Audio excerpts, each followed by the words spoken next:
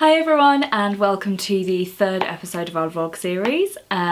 This is a vlog series charting our journey through making this show about Mabel Normand. This has been a great morning. We've just registered for the Fringe, so we will be going to Edinburgh this August. We've also got a Wandsworth Fringe preview coming up in like the crypt of a church, which is ideal for this show. So for this episode we thought we would tell you a little bit about Mabel's life.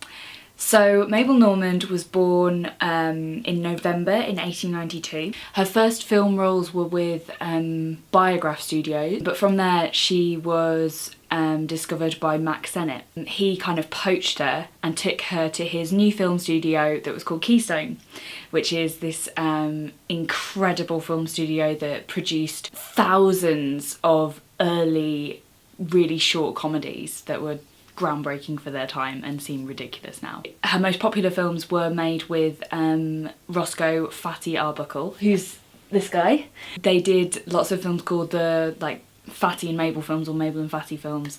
I've got a million posters of them all around this room. They were kind of co-stars and they were incredibly funny, incredibly playful. They were kind of like a very innocent romantic couple, so they were like kids.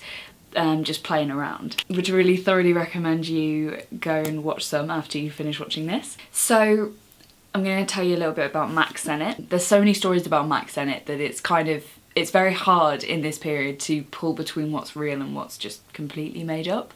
So Mack Sennett was kind of a businessman before he was a filmmaker, I'd argue. He was kind of just thought about making money a lot, so his way of doing that was just making as many films as he possibly could. It's kind of arguable whether they were even like scripted or not. I think a lot of people say they were scripted now, but at the time the kind of the way that people talked about Mack Sennett was as if he was making these films that were just completely spontaneous, just completely made up on the spot, that were improvised, completely improvised. So Keystone had this reputation for just being an incredibly chaotic place that was full of kind of life and energy and comedy, and it was like the essence of comedy, and that's, yeah. Fun fact about Mabel, either she was the first person to throw a custard pie or she was the first person to receive a pie in the face on camera.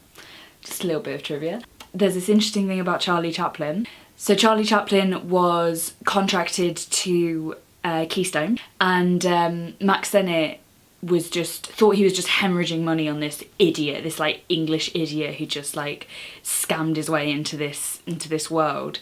And Mabel argued on Charlie's behalf and was like, no, this guy, I can see that he's got something. Mabel and Mack Sennett were this on again, off again couple for years, like a decade. They had an incredibly kind of tempestuous relationship.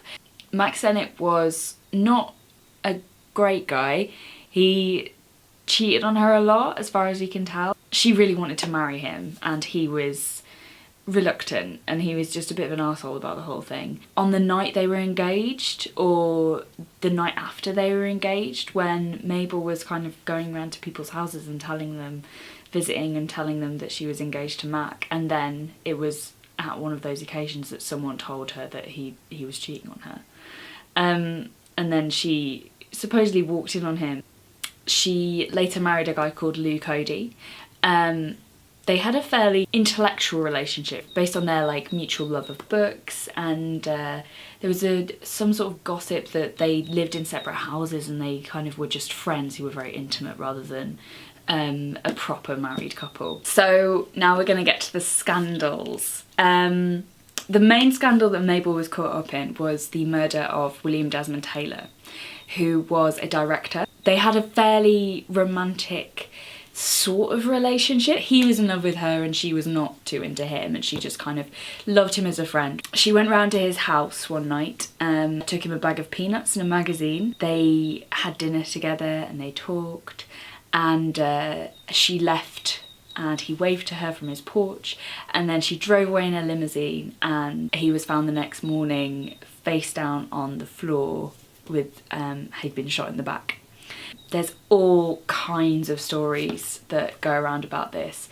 There's a really good book called A Deed of Death by Robert Giraud that argues that the reason he was killed was because he was attempting to file charges against Mabel Normand's cocaine suppliers. So he was trying to stand up for her and help her with her cocaine addiction that some people argue she didn't even have, but I think she probably did. Another possibility is that there was a young actress called Mary Miles Minter who was definitely in love with William Desmond Taylor, and they found the notorious Blessed Baby letters in his house that she'd written to him calling him her blessed baby, which is hilarious. And also her pants. She'd posted him her pants. And then the other one is that Mabel could have done it herself. Oh my god, that's... it broke. Did you see that happen? No, I didn't see anything. So this is a cigarette card that I got from for a birthday, and it's a cigarette card of Mabel Normand from, I think, the 1910s, and it was just in this little frame, and like as we're talking about Mabel, it just falls off the shelf, which is great. We're definitely leaving that in the vlog. So thank you for watching this haunted edition of the vlog. We've got some big things to announce with Mabel over the next month or so. We're also, most importantly, doing 2 previews of Mabel with the Wandsworth Fringe. That's going to be on the 15th and 16th of May at 9:30. And tickets are really cheap. They're only like £5. It's like a late night ghost story. It's going to be really fun.